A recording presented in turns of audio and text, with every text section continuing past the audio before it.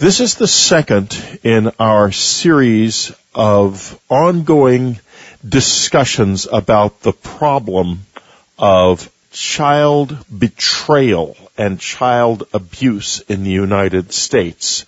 There is something going on behind the scenes, and we are looking into it.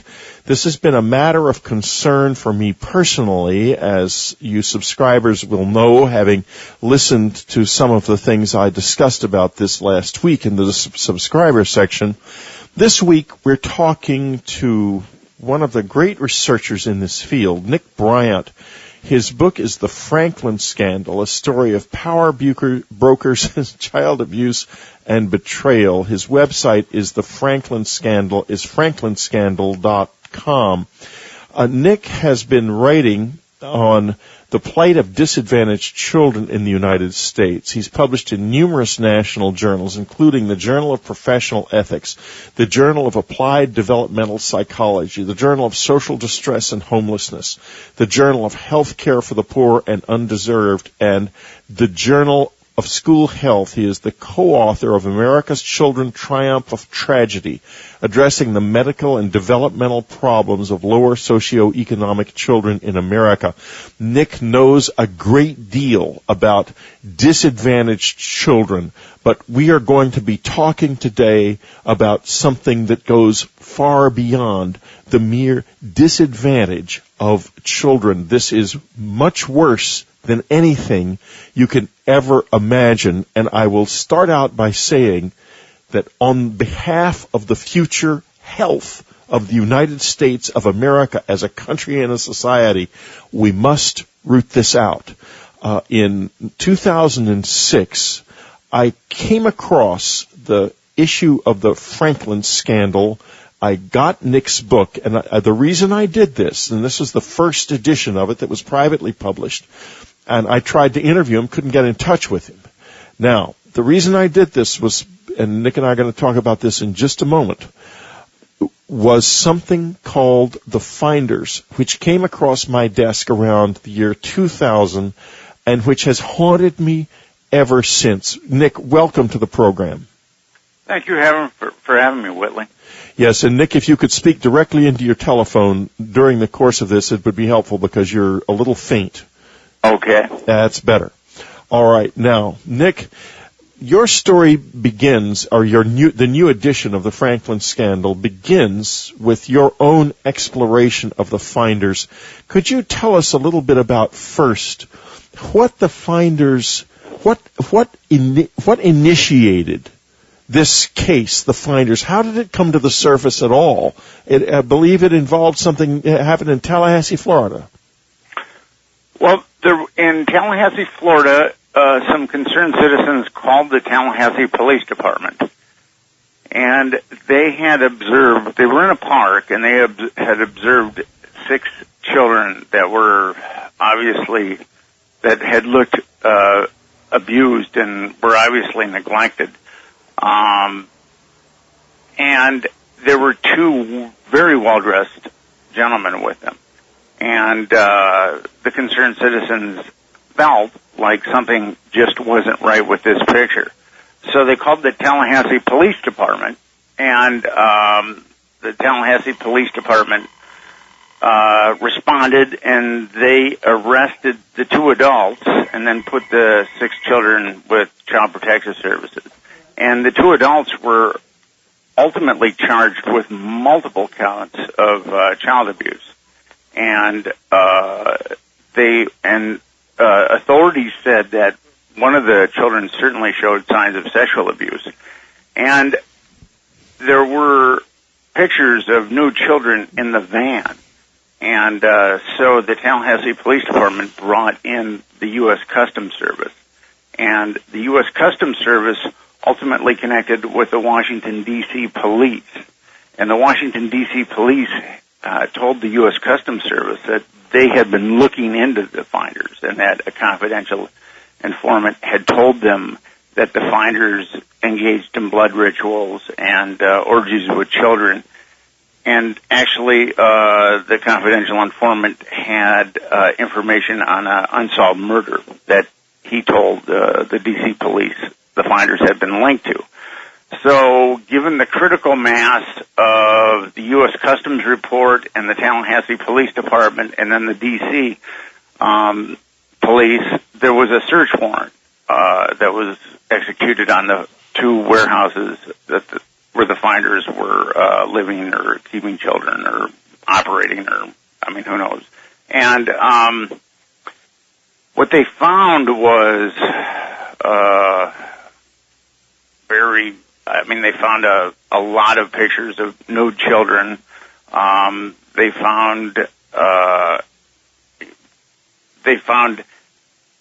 notes of the finders about infiltrating families, posing as babysitters. They also found files about the Pentagon and explosives and secret bank accounts. And actually they found some information about the finders buying two children in China through a contact in Hong Kong. And to top it all off, they also found like jars of urine and feces. And so it was a very, very, very sordid, macabre reality that almost the finders beyond belief, really. Yes, but almost beyond documented belief. Carefully. It's not actually beyond belief in the sense that it happened. Well, it's. If you had told me about this, if I didn't get the customs report that documented all of what I've just told you, I would have written it off. But so ultimately, I got that customs report, and then at the end of the customs report, it says that the CIA completely quashed any investigation into the finders. Now, this part of it, and you didn't mention, by the way, something that is mentioned in the book, which is that there were pictures of children sacrificing a goat. Yes. And another thing you didn't mention was that the children who were found in the park said that they were being taken to a school in Monterrey, Mexico for very bright children. Yes. I was taken to that school in 1948. Oh, really? Oh, yes. Now, before we went on the air, folks, Nick said this is still going on. It was going on in 1948. Was going on in 1985. The CIA evilly suppressed the finders' investigation in 1985. But, as we will find, this is only the tip of the iceberg. I want to ask you if you know, there were two adult males with those children, identified as Michael Houlihan and Douglas Ammerman. Is there anything further known about these men? They kind of receded. I tried to talk to members of the finders, and I had absolutely no success. I did find a former member of the finders in San Francisco, and I felt because he had left the cult that he would talk, because usually when people leave cults, they have a certain amount of antipathy towards the cults or the cult's leaders. And I thought that he would be willing to talk to me, and he wasn't willing to talk to me. And actually, one of the kids that was found in the park ended up with her his grandmother, and because she saw what was happening to the kid, and she talked to me, and she said that the kid was, having some difficulties, and she was really leery about talking to me because the finders had played certain games with her previously, and malevolent games, and but I earned her trust somewhat, and she told me that her grandson who was one of the 6 kids, was having some. He definitely had some difficulties, and that he had brought her to a therapist. And I wanted to talk to the kid, but the grandmother wasn't really into letting me talk to the kid, and I understood, so I just kind of backed away from it. Now, these children, the others, what happened to them? Well, they were repatriated with the finders. I mean, they were given back to the finders, folks. Understand this. Understand this. There are pictures in the finders' possession of children making monstrous sacrifices of animals. There are pictures of children naked. Some of the children that had been picked up by the Tallahassee police to these police had showed signs of sexual abuse. And what was done? They were given back to the finders as a result of pressure, am I right, from the CIA? Well, after the CIA came in, and the charges were dropped, all the 2 adult males were held on $100,000 bond, but and as I said, charged with multiple counts of child abuse. But as soon as the CIA intervened, they were just let out, and all charges against them pertaining to child abuse were dropped. This is unbelievable to me, Nick. Hearing you talk about your first-hand investigation of it is among the most chilling things I have ever heard. But folks, we're only scratching the surface here. Let's go on. We'll be right back. This is Whitley Strieber's Dreamland. We go deeper. We're talking to Nick Bryant. His book, The Franklin Scandal, from Trine Day. His website, franklinscandal.com. You can get the book through Dreamland, or you can get the book directly from his website, or, Nick, I presume you can get it from Amazon.com. And you can also get it from Amazon. And probably from your local bookstore as well. And do get it, because like everything we talk about on Dreamland, this is important. Usually we talk about things on Dreamland that are being ignored. Now we're talking about something that there has been a ferocious and terrifying effort to suppress one of the great evils of our time. And Nick, I have to ask you this. What was the CIA's motive, do you think, in killing this story and in quashing the investigation into this atrocious abuse of children?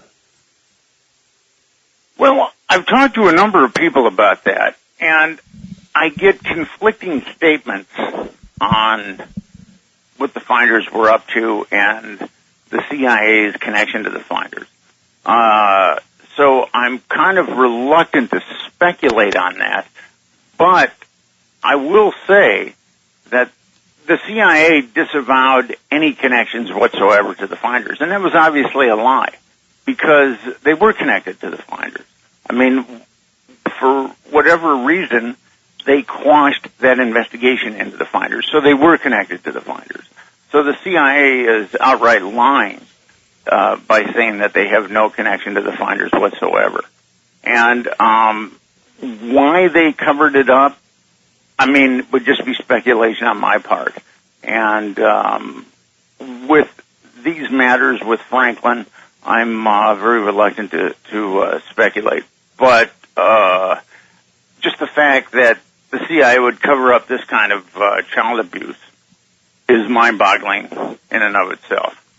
Well, because it suggests that there is something going on with these children, and that something is being done to them, and that it's something that children are being gathered, and they are being that terrible things are happening to them, because who knows where they end up, if anywhere, or if they're eventually used up and discarded like old rags. But it certainly suggests something extremely nefarious, for sure. For sure, the fact that any part of the United States government would find it necessary for its own protection, apparently, to suppress the investigation of mass child abuse is unbelievably terrible. Now, have any of the CIA directors commented on this at all? I think that they have, haven't they?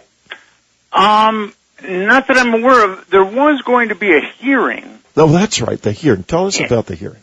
Into the finders in the CIA, and it was led by a Republican and also a Democrat. And that got quashed, too. So, ultimately, the CIA was able to quash an investigation into the finders by the U.S. Customs Service, by the D.C. police, and also by the Tallahassee police. And they had the juice to quash an investigation by a House subcommittee. So it's a secret that they certainly didn't want to get out there. And what I find amazing is that this story actually did make it into one mainstream publication, U.S. News and World Report, but that was it. Well, it also made it into the Washington Post. It made it in when the finders were initially busted. Right. In Tallahassee, it made it all around the country. I mean, it was in the Washington Post. Yeah, but the deeper story, you're right, the deeper story didn't get into anywhere except in U.S. News, but it did get into U.S. News. It's very true. And, but still that had absolutely no effect whatsoever. I mean, of course the CIA disavowed any connection to the finders.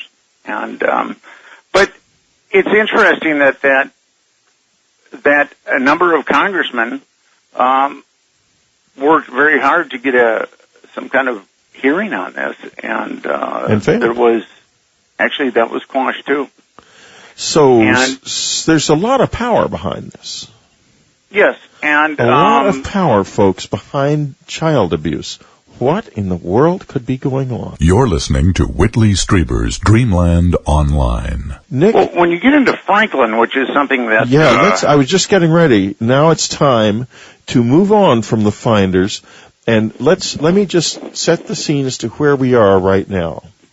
There is ample documentation of the reality of the finders, of the existence of the investigation. Nick has in his book all of the documentation from the officials who investigated this case, written down in black and white. The actual documents are there.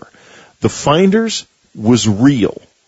There was an attempt ultimately on the part of Congress to investigate the finders, but whoever is behind this abuse of children was so powerful that they were able to quash federal investigations, state investigations, and ultimately a congressional investigation.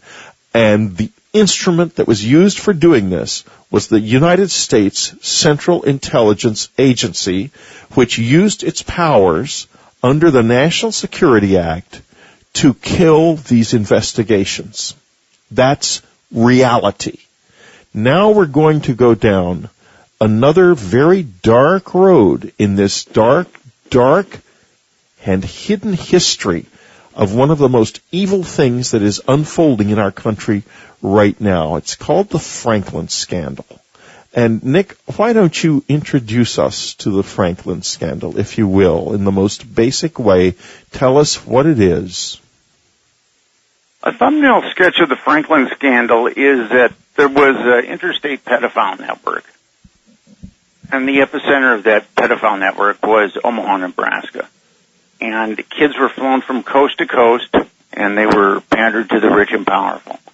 And I've collected thousands of pages of documentation on the Franklin Scandal. There were 3 grand juries that were used to cover, as with the finders, this child abuse actually started to break into the mainstream media. And there were ultimately 3 grand juries that were used to cover this pedophile network up. And in addition to the FBI, Department of Justice, and the Secret Service.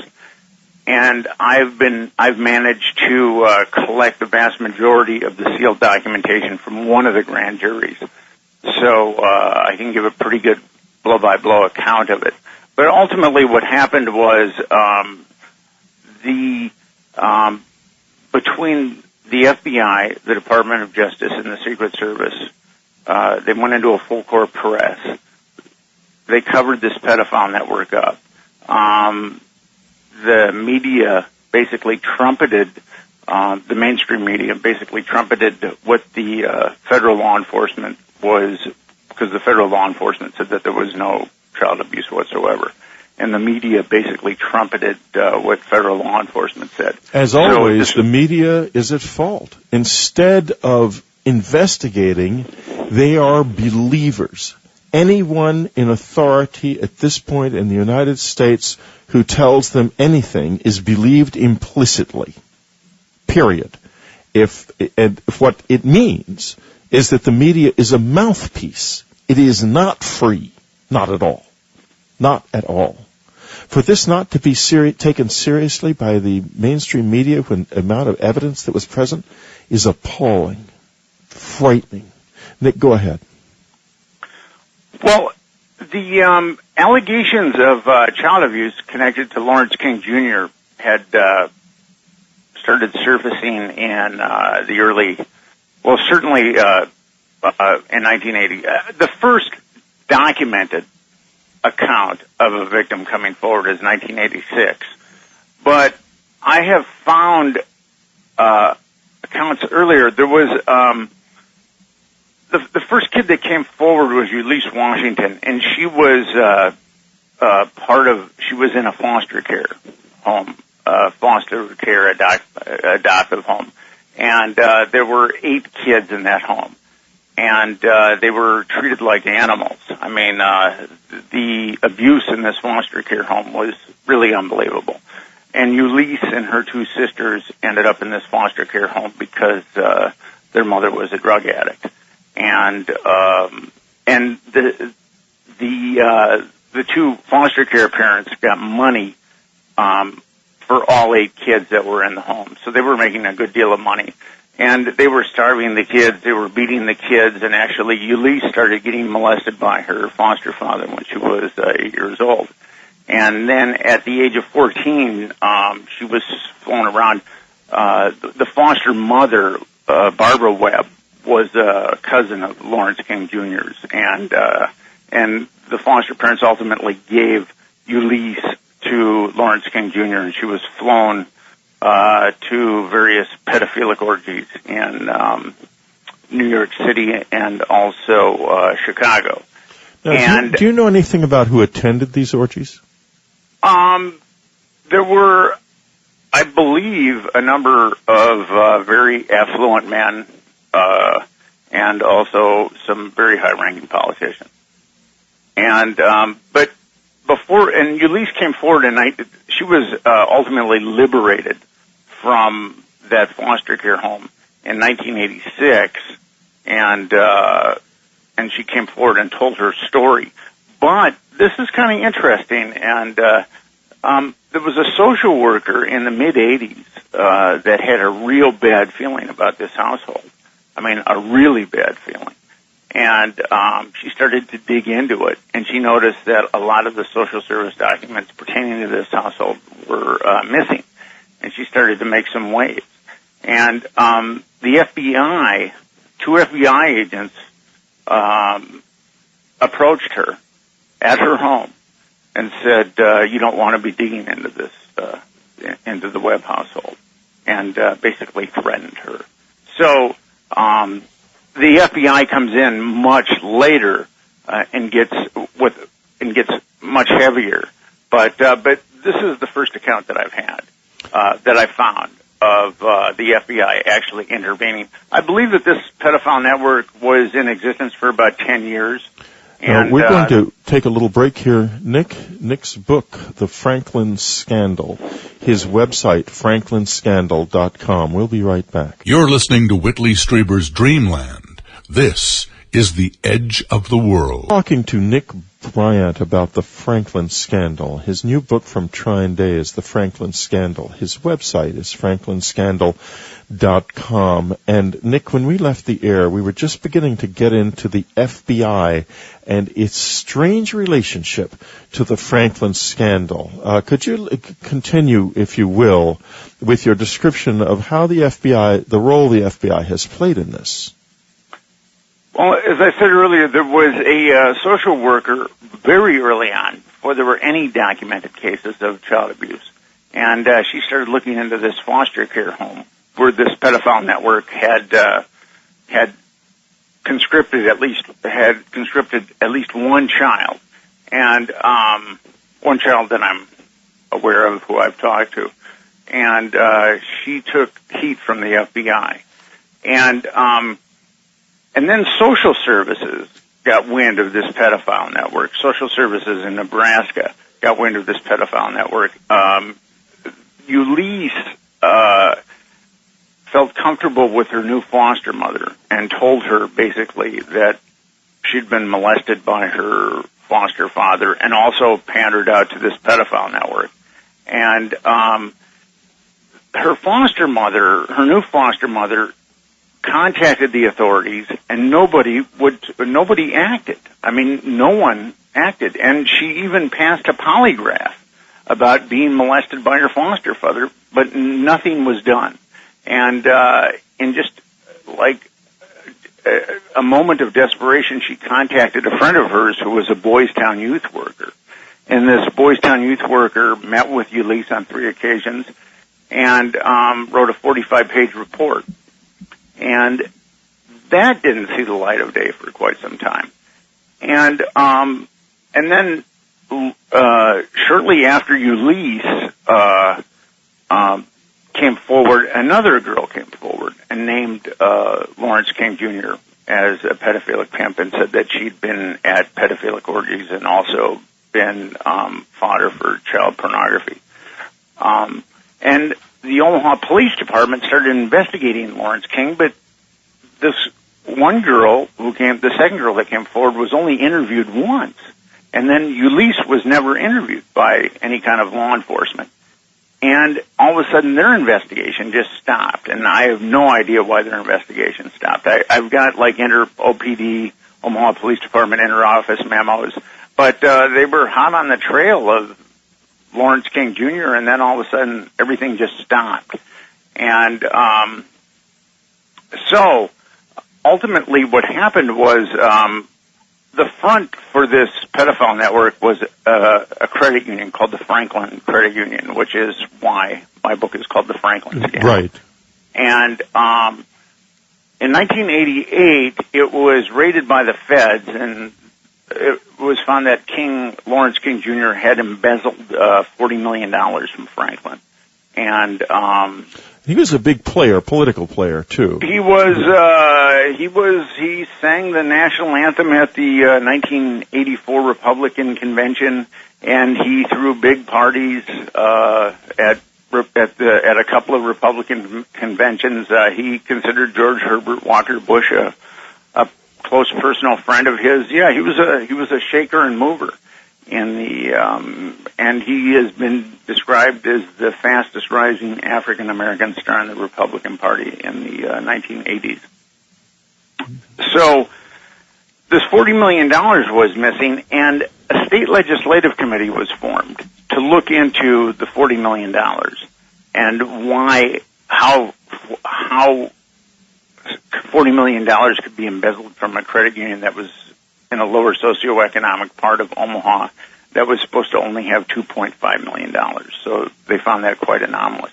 But as they started investigating King's looting of this credit union, they were contacted by social services. And social services said that they had all these allegations about King running a pedophile network that law enforcement hadn't investigated. So this legislative committee started taking a long, hard look at the child abuse allegation. And the FBI and the Omaha Police Department and other law enforcement came out and said that they had thoroughly investigated the investigations and found that there was no substance whatsoever in the investigations. Well, actually, one kid had been interviewed once, and the interviewing police officer had found the kid credible, but he never went back and talked to her a second time, nor was she ever contacted a second time. So, and there was no explanation for why not. There was no explanation. So what happened at that point is the FBI comes in again when the Franklin Committee starts saying that that they've uncovered evidence of an interstate child pandering network, and there was no investigation. The FBI went into full gear at that point, and they were into high gear at that point, and so they basically started harassing these kids that had come forward. Now, you notice, folks, he's saying the FBI went into her high gear, but it wasn't high gear to pursue this investigation at all, was it? No, it was high gear to intimidate these kids that had come forward. And to suppress the investigation, in other words. To suppress the investigation. Prevent it from going forward. So here you have a situation, and let's be very clear about this, folks. This committee, duly constituted, is indicating that they have evidence that there is an interstate child abuse scandal here, that there are children being abused and being carried across state lines for the purpose of abuse. What does the FBI do? Well, go on, if you will, Nick. So the FBI was really vicious to these kids. I mean, in the book I document what they did to one of the kids. And tell us a little bit about it, just a bit. One of the kids that came forward just described horrific, well, they both described horrific abuse. And one of them she was in like for lack of a better word, an orphanage. And then she got out of the orphanage, and then she was living with her mother in a very dysfunctional scenario. And she ultimately was put into a juvenile psychiatric hospital. And she told the hospital workers there some really horrific tales of abuse. Horrific tales of abuse. I mean, almost incomprehensible tales of abuse. So, and then she got out, and she was there for quite some time. She got out, and she was getting counseling. She was trying to get her life together. She was only 16 at this point. She'd been exploited since she was 9. And what happened was the FBI had her recommitted into this hospital, and she had a support network at the hospital. They had like all ties to this support network severed, and she was committed under a false pretense that she was living on the streets, which wasn't true. And so ultimately, she was put back into the psychiatric hospital, committed in the psychiatric hospital, and then she was just subjected to hours on venom from the FBI. So they were trying to break her, basically. Would that be the case? Yes, and she still. Now it's kind of interesting. I've got like a synopsis of the FBI report, and she basically gave them the same story. I mean, there were some discrepancies with what she had told the hospital personnel and then what she told FBI personnel. And, right, and they seized on that. She was asked about that later, and she said that the FBI was just so intimidating and so vicious that she just didn't want to talk to them and get into the full story because she felt like they were just trying to intimidate her. Now, so this, in my mind, when I read this, I thought about the scandals that were uncovered involving J. Edgar Hoover and the FBI and odd sexual scandals involving this man. And I wondered if there isn't a culture of abuse within the FBI that where people who are interested in this sort of thing actually join the FBI for the purpose of covering up things like this. Could that be true? Well, I don't know. I mean, I can certainly say when it comes to the pedophile network that I've documented in the Franklin cover-up, the FBI played an instrumental role. I mean, they were the soldiers on the front line. In covering up. In covering this up. Yeah. The Department of Justice was pulling the strings, but it was the FBI agents that were doing all the heavy lifting.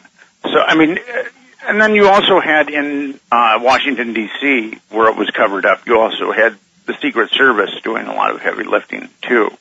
The Department of Justice, basically their role in this was to have two grand juries, one in Washington, D.C., and also one in Nebraska, that covered all abuse allegations up. And this was definitely, as I said, I have a number of the Rings flight receipts, and a lot of these kids were flown to Washington, D.C., and there was pedophilic parties at a house that was wired for audio and visual. That's very well documented in the book. Very well documented. And folks, that's what this is about to some extent, remember. Tell us, I mean, can you tell us, mostly these are, they've got politicians involved in this. Yes, a veritable who's who of power brokers, politicians, media personalities would attend parties at this house. Now, we're going to talk, when we get back, a little bit more about that who's who and how it relates to modern times right now, because, folks, this is not over.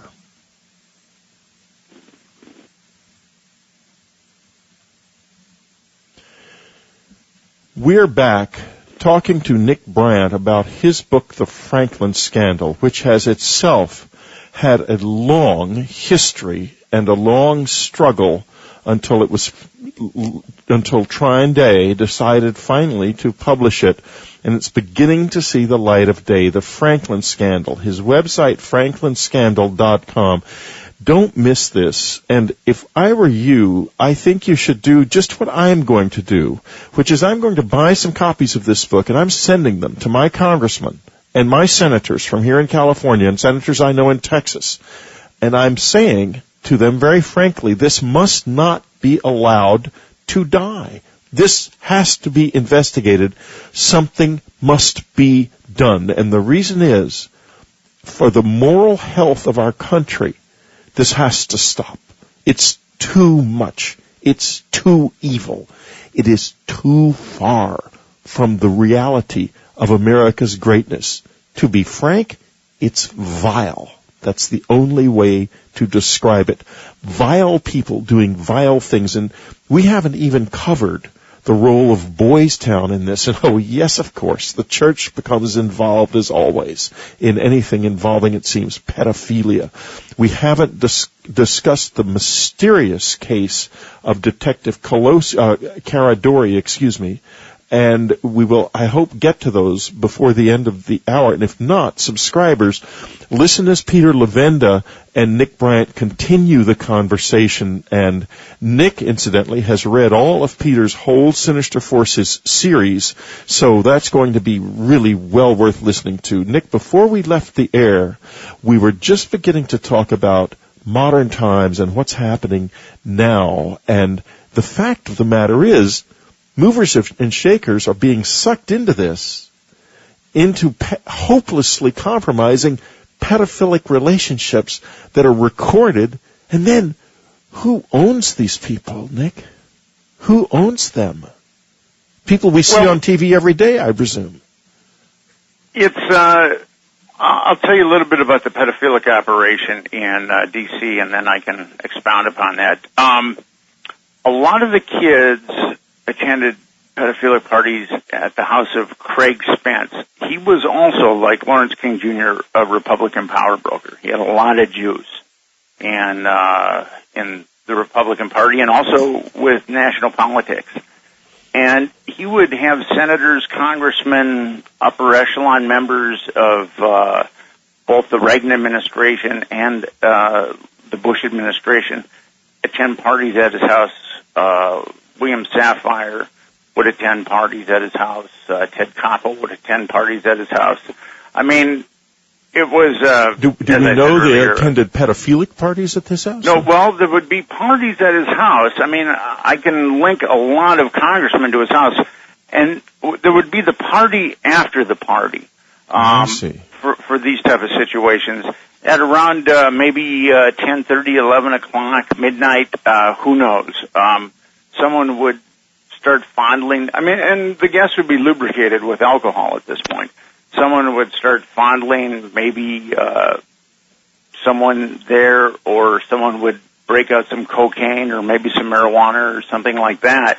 And people that didn't want to take part in it, they would leave, but the people that stuck around would be provided with anything they wanted. You weren't only provided with children. They spent $20,000 a month on an escort service.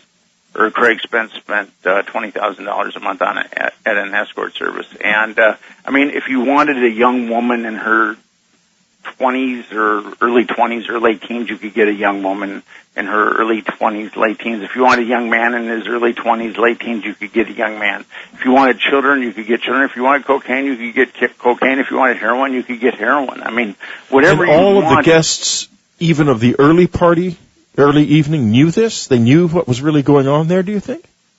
I think a lot of them didn't, and a lot of them just thought that they were going to a straight political function. And I've talked to and I've read accounts of people that went to Spence's house not knowing exactly what they were, thinking that it was just going to be a regular party. And he did have some regular parties at his place too. I mean, for sure. But there was the party after the party, and then I think that there were people that were already compromised would just go to his house and have just wild pedophilic orgies too. So, and I've got 3 corroborations, including Spence himself, that he was in fact a CIA asset. And he did tell reporters that his home had been bugged by quote unquote friendly intelligence agents. So, who has the compromised pictures? It's difficult to know, but a lot of people have speculated that Spence was compromising people for the CIA. And so, but if you look at back in the dark of our world, you see these politicians lording it over us, and the bright faces on the media telling us the truth. But actually, some of them at least are owned by somebody who we never get to hear about, and have done unspeakable acts that have in effect turned them into slaves, hidden slaves. Is that true? Well, here's an interesting example. You have to read my book, but after you read my book... I have read your book. I can pretty much prove that there's a victim named Paul Bonasi.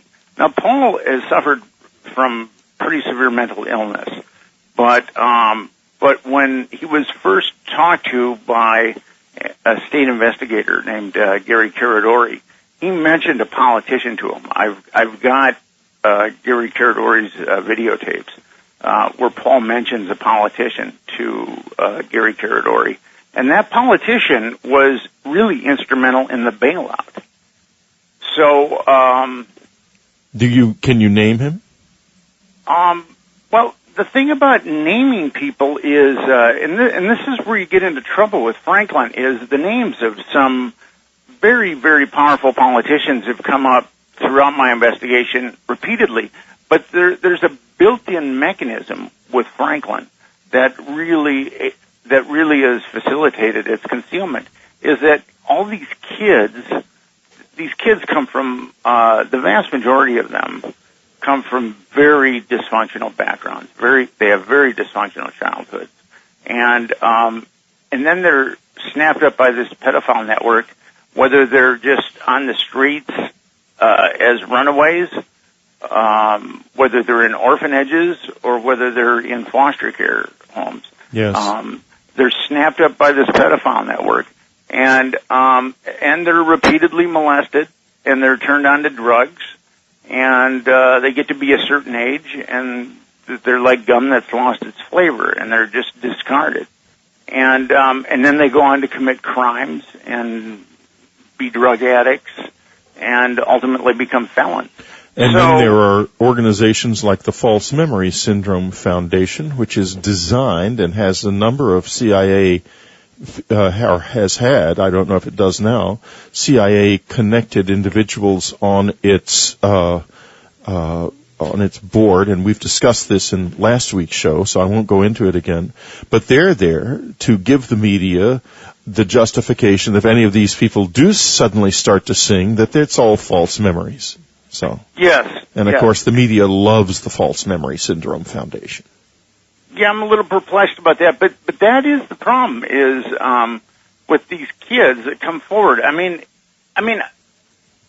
to name a respected congressman or to name a respected senator, how many of these kids is it going to take?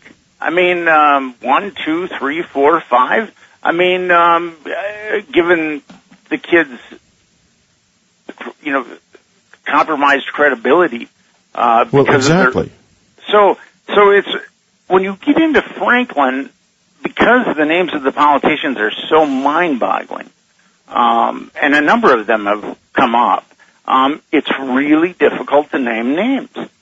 Really difficult because basically you've got a messed up kid who is most likely an ex-felon, and then you've got an august politician. It's going to be a TKO in the first round as far as credibility. Well, in my journal entry, after the Mark Foley scandal, where Mark Foley was accused of soliciting pages in 2006, I wrote a journal called What About the Children? And I'm going to conclude our interview together, and Nick is going to go on with Peter Levenda, and I certainly hope you will be talking some about Caridor and Gary Caridor in more detail about his relationship with Jerry Spence, for example. In the subscriber interview, I will be listening with bated breath. But in that journal entry, I said this: it is time for the journalistic community to demand some answers about the 1985 Finders case. If they do so, I suspect they're going to bring to light something that has needed to be faced for years. Something is deeply, deeply awry in Washington, and it involves the abuse of children, and it goes far beyond the present scandal. It's time to demand that the CIA explain why it suppressed the Finders case, and for the media to stop accepting the lie that they didn't, because it's just not true. The documented evidence is there. And for the Washington police, the Tallahassee police, the U.S. Customs Service to release the results of their investigations, and the United States Congress to begin an extensive inquiry into the degree to which children have been and are being abused behind the closed doors of official secrecy and power. Nick, I would like to thank you for being with us, and folks, I want to tell you, you have just touched in these 2 weeks the tip, the edge of this scandal. There is enough evidence. There is a smoking gun here. We must do something about it. Get copies of the books to your congressman, to your congressman, to your senators, just like I'm going to do. See if we can get something going in Congress. If they don't listen to the people, then this country is lost. Nick, do you have any final comment, thoughts? Yeah, I just want to make an addendum to what you're saying. basically what my book does is it diagnoses a societal disease. There is a track record with the CIA. I documented in my book. They did some very malicious things with children during the mind control. There's the Finders, and then there's Franklin. Okay, those are 3 documented cases where the government has aided and abetted child abuse. And you could argue one way or the other that the government could have been the prime mover in child abuse, certainly in the CIA mind control experiments. But so I have 3 instances of the government aiding and abetting child abuse over a course of approximately 30 years. And so what the Franklin scandal is, it's a diagnosis of a disease in our society, a malignancy festering in our society. It's any time that the government is aiding and abetting child abuse, it's a disease, it's a malignancy.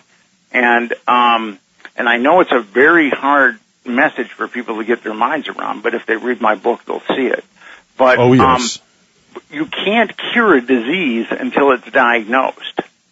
And I think that my book provides a definitive diagnosis for the disease. And now it's up to people that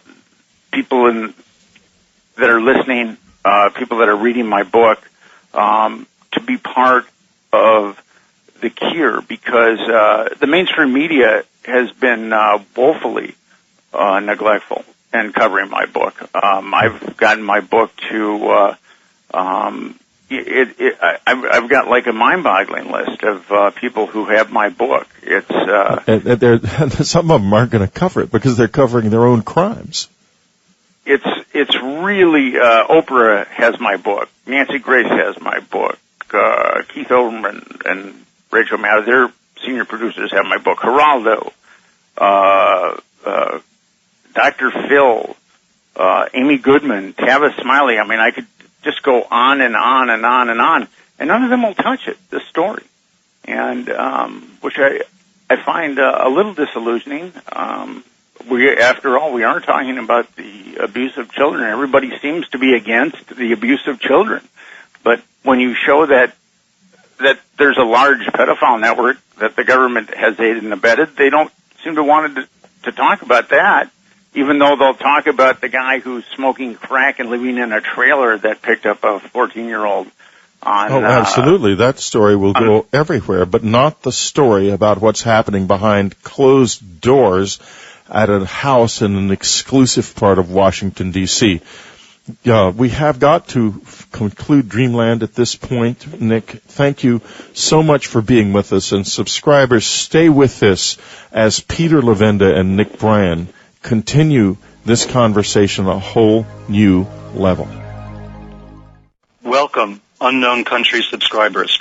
We are following up a Dreamland interview between Nick Bryant and Whitley Strieber on Nick's new book, The Franklin Scandal, a story of power brokers, child abuse, and betrayal.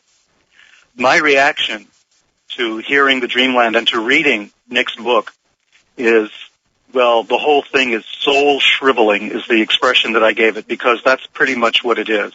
If you've heard the Dreamland interview, and I'm sure you have, you'll know what we're talking about. We're talking about child abuse on a massive scale. We're talking about a well-documented series of abuses of pedophilia that has taken place at the highest government levels in Washington, D.C. and around the country.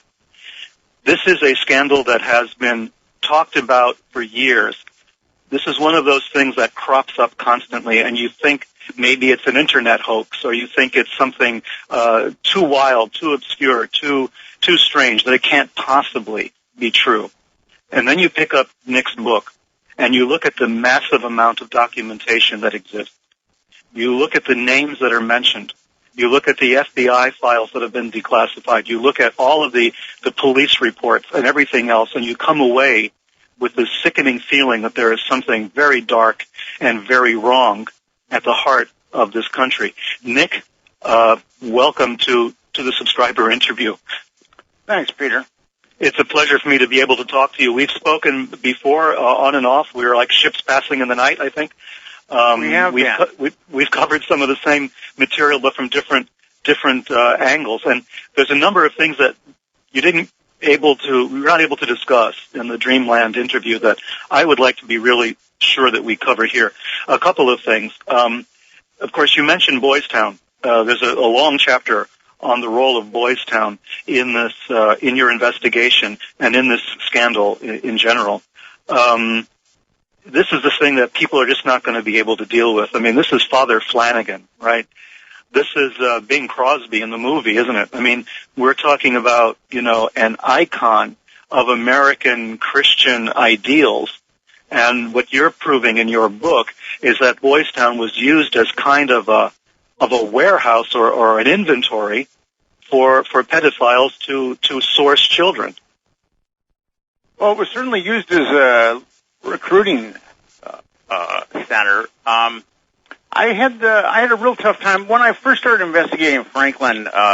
Boys Town came up, and I had a really difficult time with that because I've always looked upon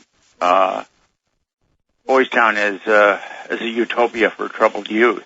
And but as I started delving further and further into Franklin, Boys Town kept coming up more and more. The first documented case of a child coming forward, a victim coming forward, was Ulysses Washington. And she said that she had been flown to D.C. and also flown to Chicago and also to New York with Boys Town students. And then there were 3 later victims that came forward, Alicia Owen, Troy Bonner, and Paul Bonasi, and they all said that Boys Town kids had been pandered along with them to affluent power brokers.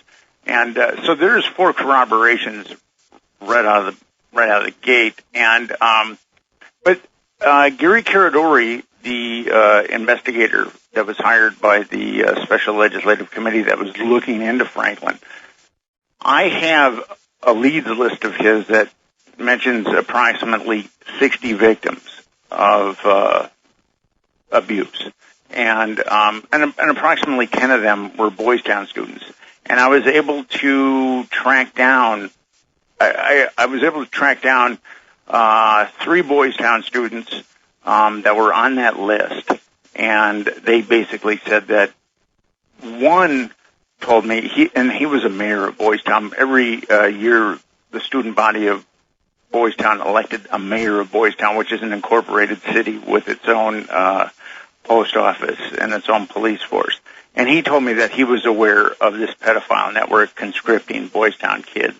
And then I talked to 2 kids, Boys Town kids, that said that they've been flown around a number of times to various parties.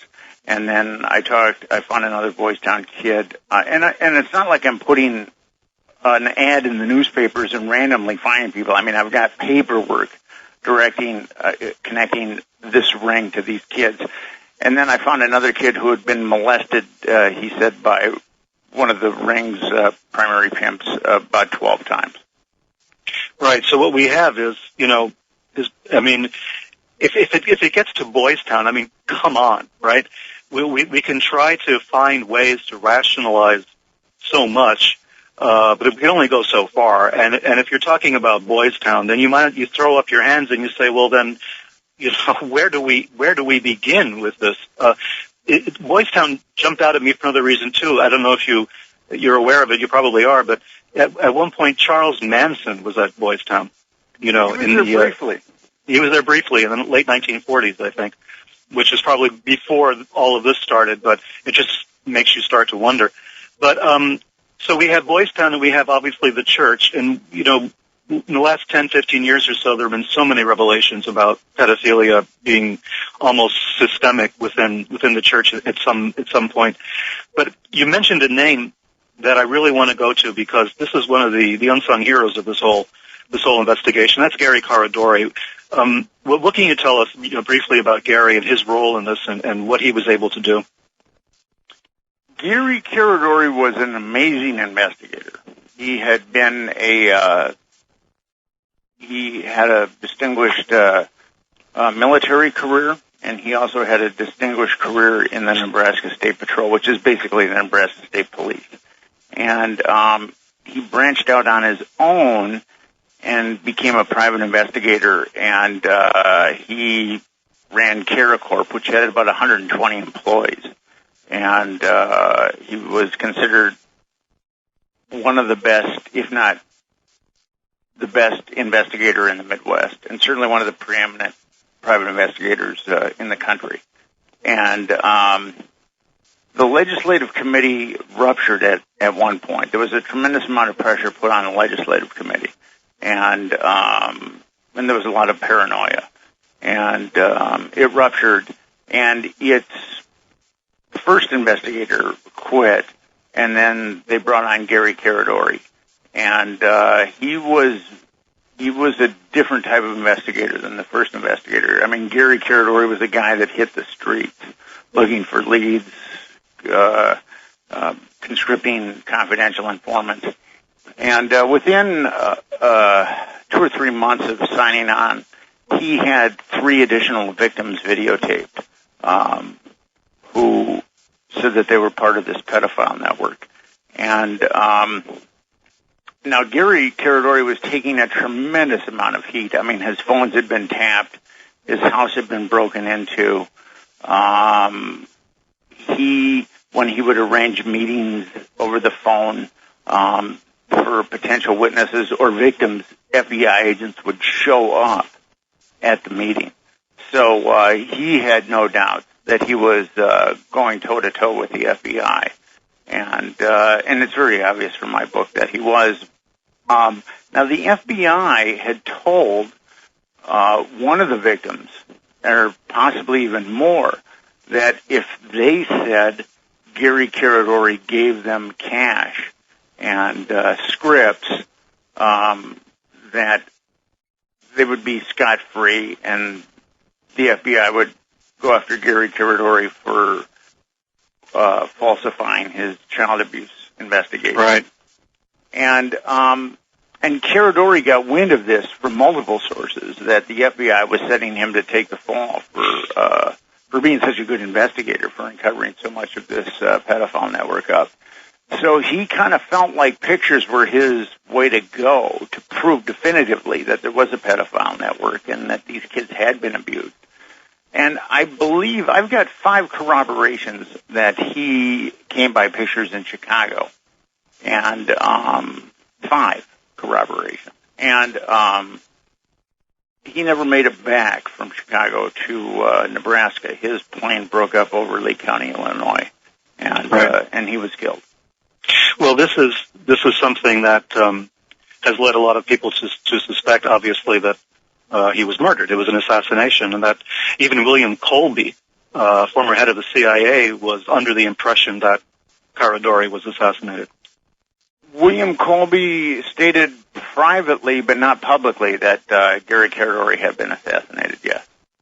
What was the relationship between Caridor and Colby? How did Colby even know this was going on? Colby, it's kind of interesting. Colby knew the head of the legislative committee, Lawrence Schmidt. They had a friend in common, that being John DeCamp. And right. John DeCamp had introduced Colby to Lawrence Schmidt some years earlier. And when they were looking to hire a counsel for the Franklin Committee, William Colby's name came up, and actually he flew to Nebraska. And because at this point the Franklin Committee had gotten wind that this pedophile network was connected with the CIA, and actually it had been in a Lincoln Journal article that rumors of a CIA affiliation, that there were rumors of a CIA affiliation. So there were people on this legislative committee that wanted to hire Colby, and because he felt that Colby could possibly get to the bottom of this, given his connections and being that he was the former head of the CIA.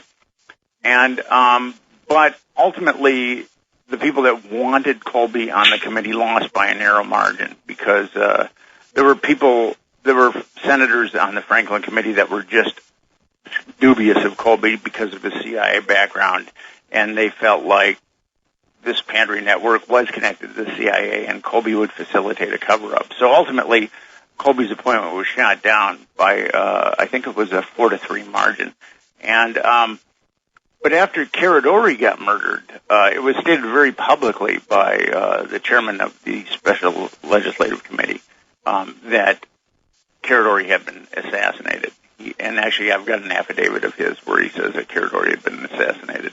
And they hired Colby to investigate Caridor's death. And this is where it gets kind of tricky. I mean, Colby died very mysteriously in 1996. I pretty much show in my book that his murder was not the accident that it's supposed to be. But it's difficult to know why he was murdered.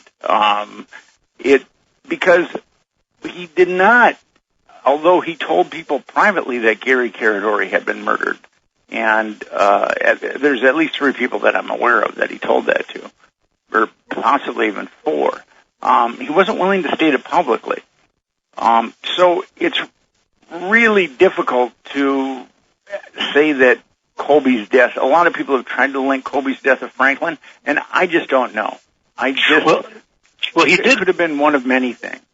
He did appear, of course, in that famous television documentary, Conspiracy of Silence, which is one of the things that makes that so compelling, is that you have the former head of the CIA sort of going on the record and saying there were abuses, of this nature without actually going and talking about Caridor. Is it possible that people were wondering if Colby was going to get religion at one point and just, bare all, reveal everything, since he was getting kind of close with Yorkshire Television for this documentary, and maybe he was, tending in that direction? Well, in my book I talk about John DeCamp had met him in Washington, D.C., and Colby was a lifelong Catholic. And according to John DeCamp, and this is shortly before Colby died, he had grown disillusioned with the CIA's use and abuse of children. And he had told DeCamp that he wanted to do something about it. And then shortly thereafter, he ends up, he has his very, very, very strange demise. So if what DeCamp is saying is true, it sounded like Colby could have been on a crusade to expose the CIA's use and abuse of children, and that could have led to his death. I'd like to bring up another name that doesn't appear in your book, but for reasons that'll become clear in a second. Maybe there's something that our listeners would find very compelling about this. John Paisley.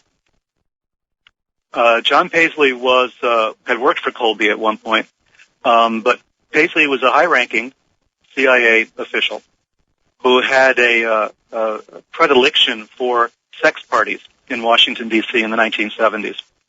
We're talking some of the most lurid stuff you can imagine. Now, I haven't been able to find definitive links between Paisley and pedophilia per se, but his participation in a long string of wild parties, and even to the point where he went and purchased a building on a lot to hold these sex parties.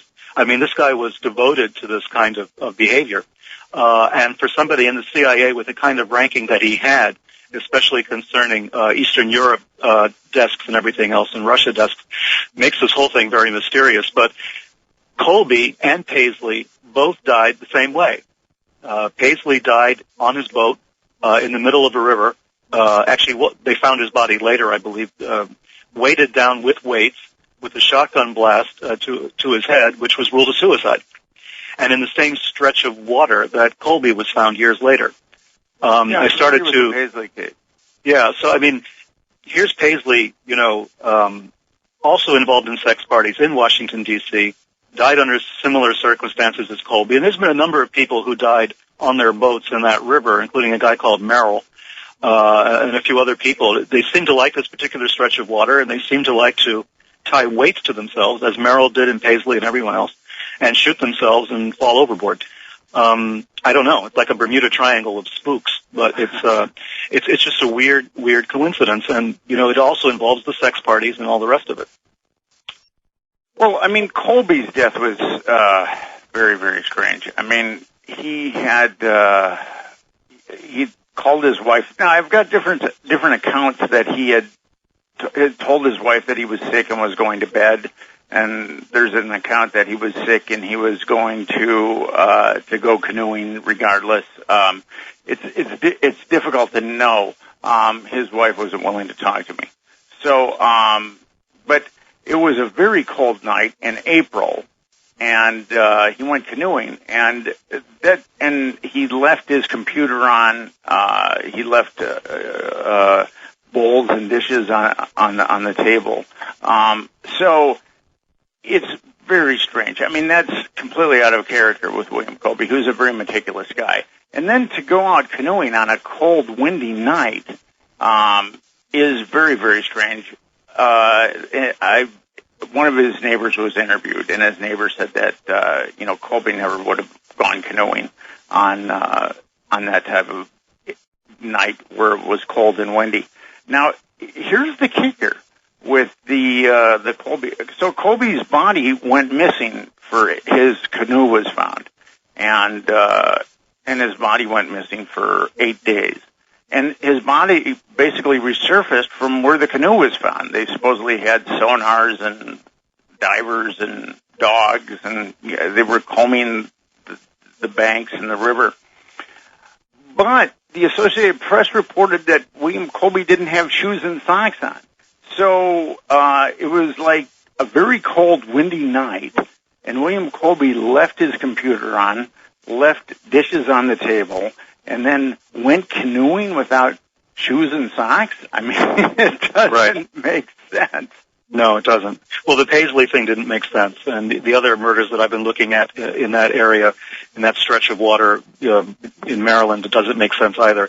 And there's a naval base right there as well, which is it's off limits to other individuals and stuff. I don't know. It's one of those things where I think it's just a convenient place, to dispose of spooks. I don't know what. I mean, as you say, it doesn't make any sense whatsoever. Obviously, he was murdered. I mean, there's just no way around it. And if he was murdered, of course, it raises a whole host of questions, and the Franklin scandal comes close to that. One of the things that always struck me about the Franklin scandal, your book brought up these memories again of the time that I've spent once in a while trying to hook up with the people who are very much involved in the satanic ritual abuse stuff, and the hysteria that surrounds this, and a lot of very troubled people with very strange stories about high-ranking politicians and, sexual abuse taking place and satanic stuff, et cetera, et cetera. And I dismiss that for the most part. I mean, I've attended one of their meetings up in Connecticut some years ago for 2 or 3 days, and that's one of the most bizarre experiences I've had. But suddenly you read the Franklin scandal and you read about finders and Boys Town, and you put together the pedophilia scandals in the church and among other politicians, and suddenly the whole thing doesn't seem that bizarre anymore. We have so many people making outrageous claims, that they were abused by Henry Kissinger and George Bush, at the same time in a hotel room in Offutt Air Force Base, or something. And, obviously, elaborate, impossible to believe stuff. And then you come across your book, and suddenly the unbelievable becomes not only believable and credible, but it becomes true. Like a lot of people, I'm sitting here looking at some of the most evil things that you can imagine, and you have a very good approach to the material. It's not a heavily emotional, hysterical approach, but the reaction of your readers is going to be that. They're going to sit down, put the book down and say, my God, this is awful. This is hideous. All these weird rumors we've heard for so many years now have a kind of a ring of truth. With finders, you had a satanic cult abusing children, performing sacrifices connected to the CIA, They interviewed the head of that organization, Marion Petty. I don't know if you followed that up. I have an interview with him, actually. You do? It was conducted by the D.C. Alternative Weekly. Well, he claims, of course, that he's sort of generational CIA, right? that his family had been in the CIA, and his he had wife been was CIA. Right, and that they were been used to do some computer stuff or something for CIA. I remember that thing. But I mean, once you start to develop these links, even when they try to poo-poo any other kind of connection, you're looking at the government, you're looking at weird rituals, you're looking at transporting children not just across state lines, but across, national boundaries. All of the material that the Metropolitan Police Department came up with, all of the evidence that they found, points to something, unbelievable in its scope. I mean, how were you able to deal with this? How are you able to deal with years of investigating this particular scandal and not find your own soul shriveling, if I might use that expression? Well, I had to, I realized pretty early on that I was going to have to really try to keep a spiritual stasis throughout this investigation, because I've gone into some very dark corridors, both physically and emotionally, with this story. And I've certainly taken a lot of heat with it too. So, I just felt a lot of times in life you don't know exactly what the right thing to do is. And a lot of times in life you know exactly what the wrong thing to do is. But a lot of times in life you just don't know exactly what the right thing to do is. And I really believe, and I've written a lot in children's issues, when I realized that this was a reality, I just felt like exposing it was categorically the right thing to do. And that's what gave me a lot of strength to keep going throughout this investigation, is because the government shouldn't be aiding and abetting industrial child abuse. And that's what I firmly believed then, and that's what I firmly believe now. So it wasn't one of those situations where I felt ambivalent, like I could be doing the wrong thing. And that gives one a tremendous amount of strength. Well, when you talk about the institutionalized sort of child abuse, and you've discussed this with Whitley also in the Dreamland interview, I wonder if there's an institution within our society, our government in Washington, wherever, where this is not only accepted but encouraged to the extent that it has been. If they're capable of that with children, were they capable of other things with children? We know from anecdotal evidence and from scattered pieces of trace evidence leading back to, the Kennedy assassination, and that there were secret schools in Mexico, particularly.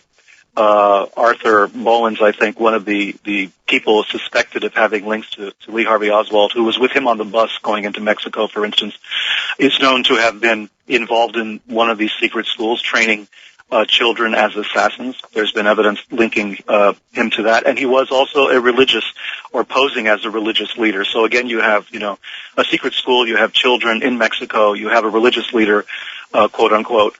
You have government involvement, potentially. Is the Franklin scandal the tip of an iceberg? Is there something else going on of which we are not aware? I mean, what is your sense in talking to these people? Because you've spoken to the victims, and that alone must be pretty harrowing. But is there a sense there was anything else going on beyond the pedophilia?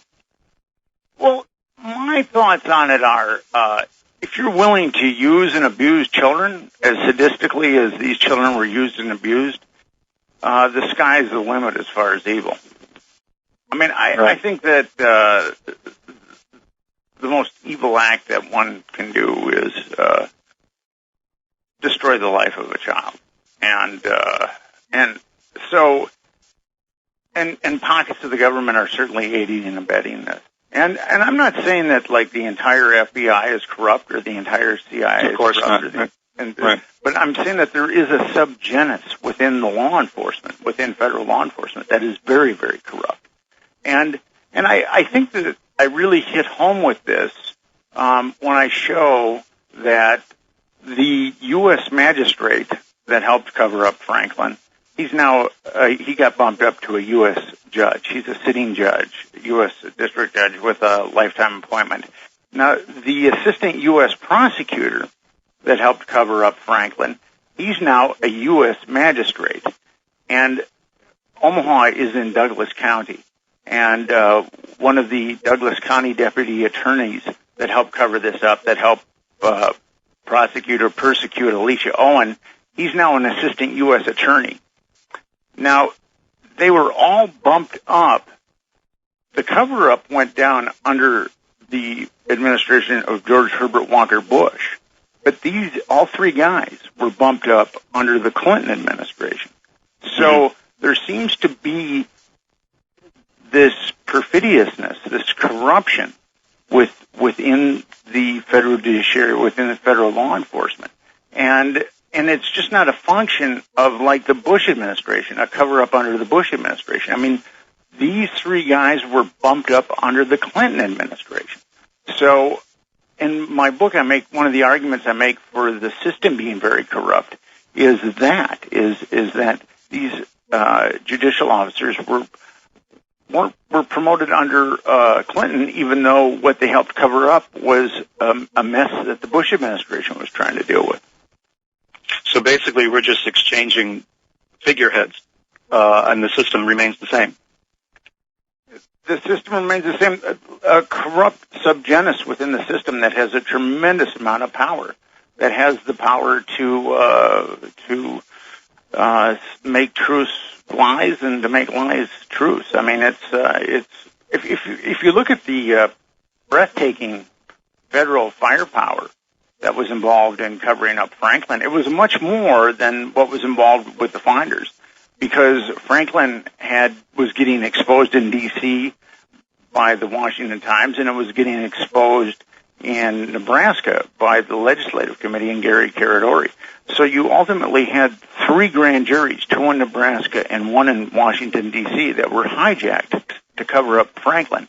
Now, that is breathtaking power, to be able to hijack three grand juries. I mean, absolutely. It's amazing. I mean, the milieu of a grand jury is basically if the special prosecutor is corrupt, you can easily hijack a grand jury. But the fact that they had to get three grand juries hijacked is just, I just find it mind-boggling. And then call in markers with the media. I mean, the media, through either the national media, we're talking New York Times, Washington Post, through either omission or commission, was very responsible in covering up Franklin. CBS too.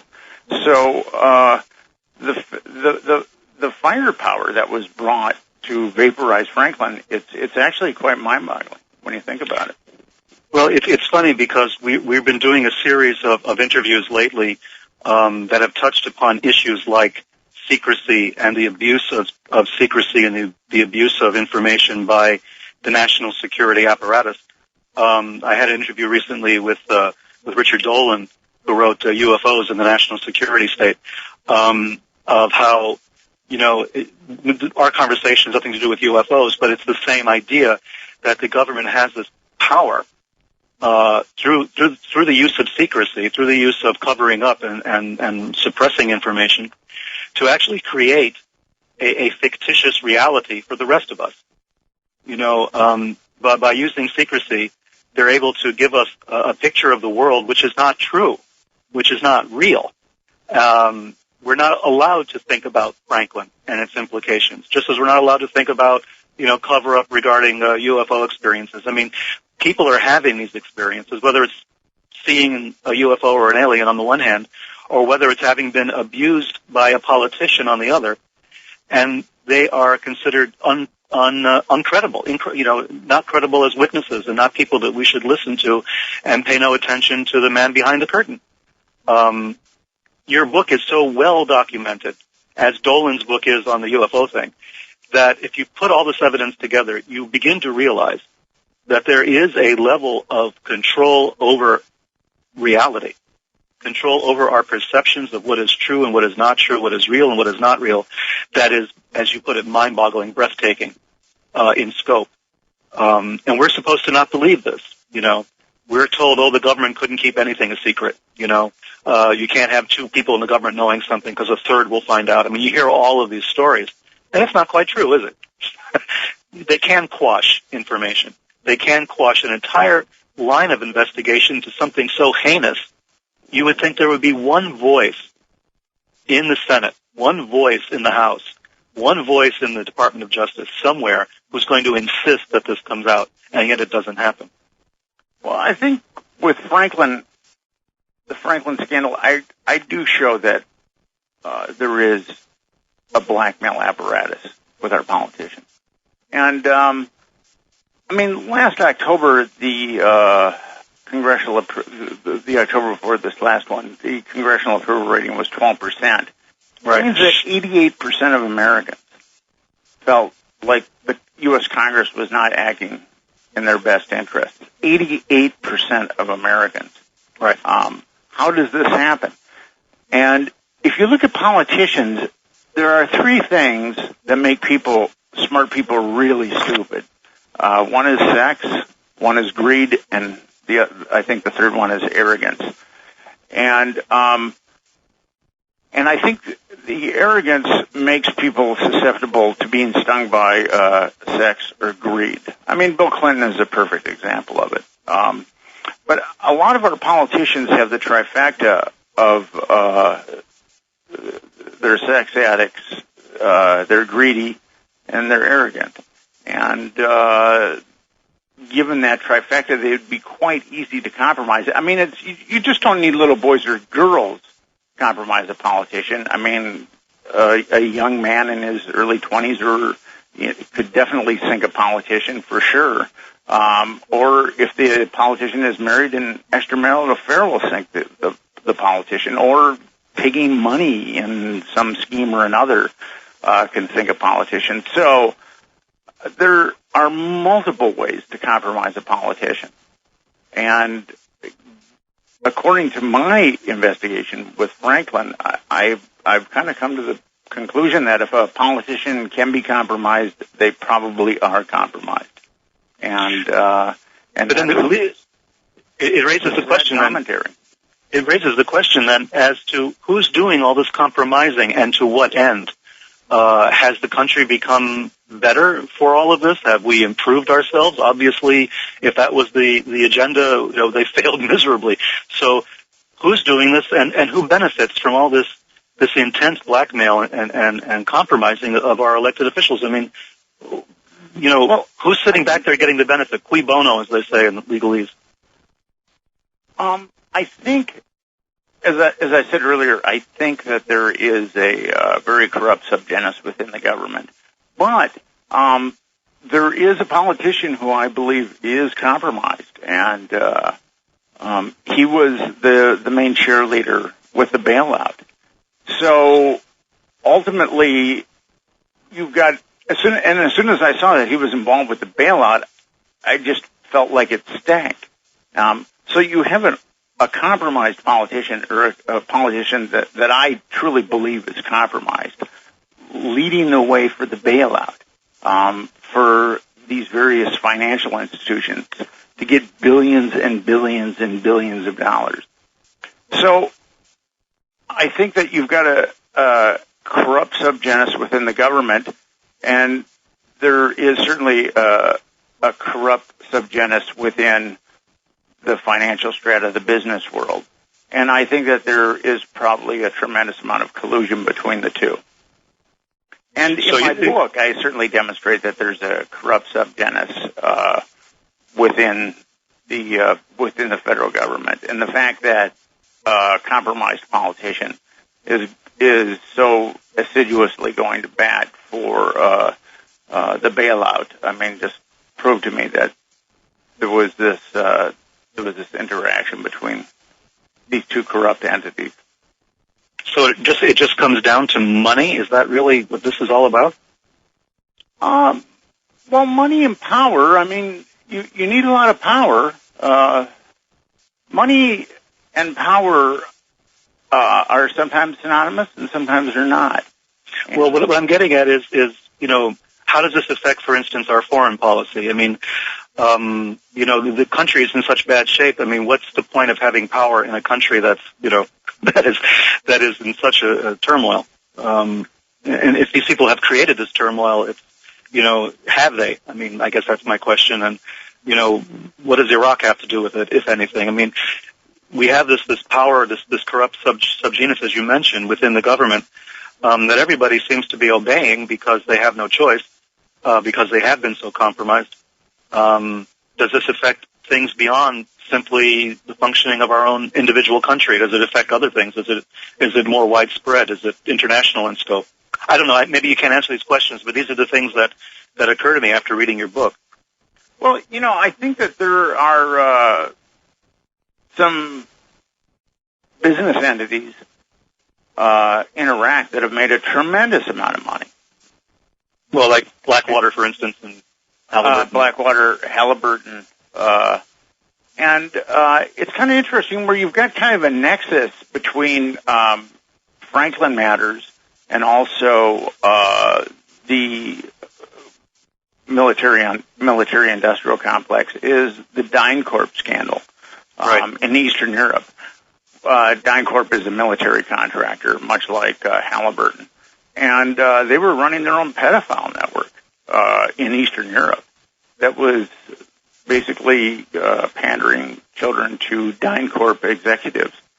So you do see that nexus with Dyncorp in Eastern Europe between government contractors, foreign policy, and an element of and child trafficking.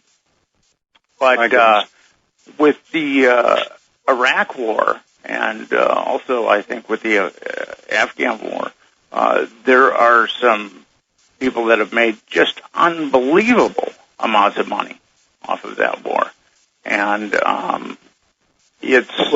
there was a scandal recently, wasn't there, concerning Blackwater and pedophilia and charges of the abuse of women and children for sexual parties and stuff? I seem to recall that recently. It came out and it was quashed almost immediately. I did not see that. I mean, there was the Halliburton case where a woman was raped by her colleagues, and it was brought out that she had signed. There was a clause in her contract that said that she couldn't snitch on her colleagues if they raped her or something to that effect. And it was kind of interesting. A number of Republican politicians voted with Halliburton on that particular issue. Well, Nick, we could go on for a while. There's all kinds of stuff. Your book opens up so many different avenues of inquiry for me. As you know from my own books, it just dovetails really nicely with some of the stuff that I've been looking at, and your research technique and your documentation is impeccable. I think that our listeners, I agree with Whitley, what he said, that, go out and get the book and get more than one. Send one to your congressman. Demand that this be investigated more fully, and demand that this kind of practice be stopped. I don't know how we can stop it. I don't know who's going to have the strength or, the moral courage to do it, but, if this is evil. You can read books about, satanic cults, and you can read The Exorcist or watch a Freddy Krueger film. That's nothing when it compares to what goes on within the covers of the Franklin scandal.